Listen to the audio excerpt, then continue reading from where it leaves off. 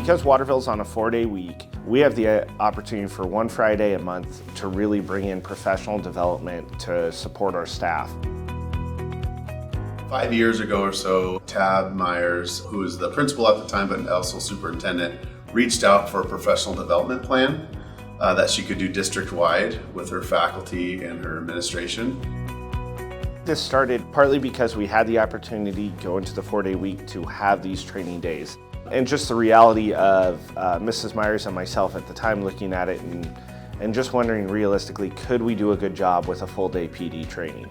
And we came up with the idea no. So we met with Andy very early on just as an ESD person to talk about how it might look. We've had everything from team teaching happening here to modeling with some of the folks in our agency in classrooms, then a group of teachers listening in, to the just a side-by-side conversation during a prep period.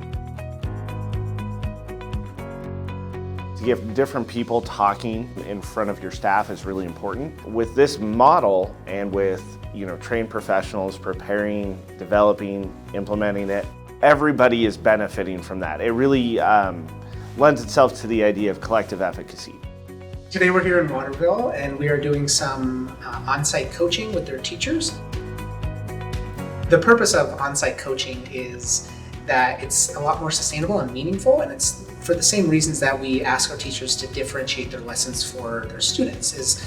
There's individual needs for teachers, and so if you can do that embedded, consistent, and ongoing professional development and embed that into their workday, it's a lot more powerful, meaningful, and sustainable. And the model that's set up here in Waterville is actually pretty cool because that's also in conjunction with some dedicated professional development time one Friday per month. So district identified some goals, some consistent and ongoing goals that they'd like to see addressed, and they're working with the ESD team to establish some professional development, and then that's reinforced and put into action on the on-site coaching days.